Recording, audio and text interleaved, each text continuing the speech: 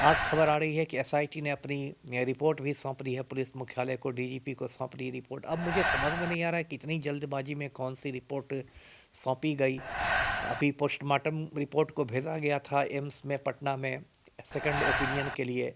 और खबर आ रही थी कि पटना का जो एम्स है उसमें 5 डॉक्टरों का एक बोर्ड बनाया गया। शंभू गर्ल्स हॉस्टल की संचालिका है नीलम अग्रवाल, उसका बेटा अशु अग्रवाल। नीलम अग्रवाल को तो चित्रगुप्त नगर थाना में थोड़ी देर के लिए बैठाया गया था, डिटेन किया गया था, लेकिन फिर भाजपा के एक विधायक ने पैरवी करके उसको छुड़वा दिया।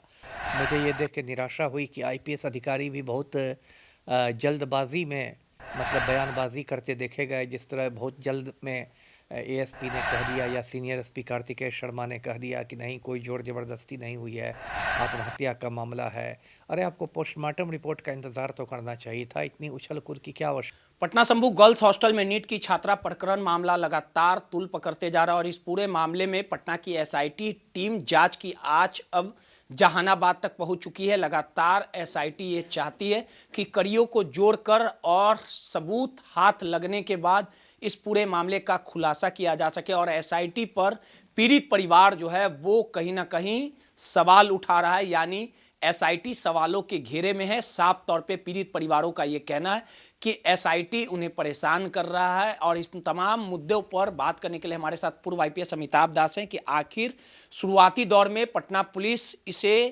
कहीं ना कहीं गलत बता रही थी, यानी पीड़ित परिवार के आरोपों को खारिज कर रही थी। पीएमसीएच का पोस्टमार्टम रिपोर्ट सब कुछ साफ कर दिया और तमाम चीज़ों को समझेंगे। सर, जब इस तरह का गंभीर मामला आता है और इस तरह की घटनाएं घटती है, आप खुद एक आईपीएस रहे 1994 बैच के, और इस तरह की जब घटनाएं आती है तो एक आईपीएस किस तरह से गंभीरता से लेता है और इस पूरे मामले में या इस तरह के मामले में कैसे एक आईपीएस या एसपी जांच करता है?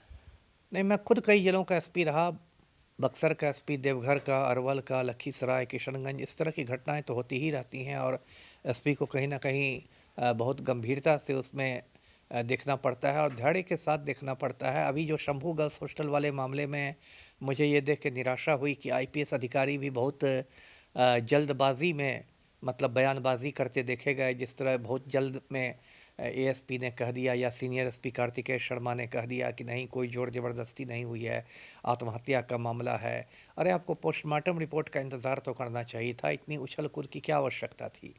और इससे पटना पुलिस की साख पर बहुत बड़ा एक बट्टा लग गया है, क्योंकि जब पोस्टमार्टम रिपोर्ट आई उसमें कहा गया कि यौन हिंसा से इनकार नहीं किया जा सकता है, तब तो आपकी फजीहत हो गई। तो ये सब नहीं होना चाहिए था। अब देखिए, आज खबर आ रही है कि एसआईटी ने अपनी रिपोर्ट भी सौंप दी है पुलिस मुख्यालय को, डीजीपी को सौंप दी रिपोर्ट। अब मुझे समझ में नहीं आ रहा है कि इतनी जल्दबाजी में कौन सी रिपोर्ट सौंपी गई।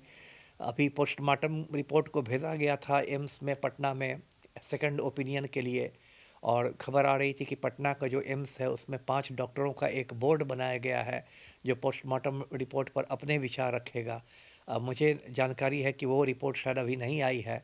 फिर देखिए, बीच में कहा जा रहा था कि एफएसएल की रिपोर्ट का इंतज़ार किया जा रहा है, विधि विज्ञान प्रयोगशाला की रिपोर्ट का। वो रिपोर्ट आई या नहीं, वो मुझे लगता है कि अभी रिपोर्ट नहीं आई है। और इस कांड में 2-3 लोग जो संदिग्ध हैं, मैं ये नहीं कह रहा कि दोषी हैं, लेकिन जो संदिग्ध हैं वो लोग अभी भी पुलिस की गिरफ्त से बाहर चल रहे हैं। जैसे जो शंभू गर्ल्स हॉस्टल की संचालिका है नीलम अग्रवाल, उसका बेटा अशु अग्रवाल। नीलम अग्रवाल को तो चित्रगुप्त नगर थाना में थोड़ी देर के लिए बैठाया गया था, डिटेन किया गया था, लेकिन फिर भाजपा के एक विधायक ने पैरवी करके उसको छुड़वा दिया। तो देखिए, पूरा मुझे लगता है कि एसआईटी का जो काम-काज है उससे मैं संतुष्ट नहीं हूँ। और कहीं न कहीं मुझे लग रहा है कि इस पूरे केस के अनुसंधान को भटकाने की कोशिश की जा रही है, क्योंकि बड़े-बड़े रसूखदार लोग शामिल हैं, बड़े-बड़े सफ़ेदपोश लोग शामिल हैं।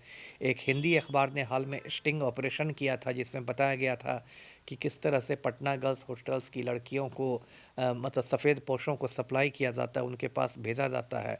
और बहुत विस्तार में वो स्टिंग ऑपरेशन था। उसकी कोई बिंदु पर पुलिस ने छानबीन नहीं की है।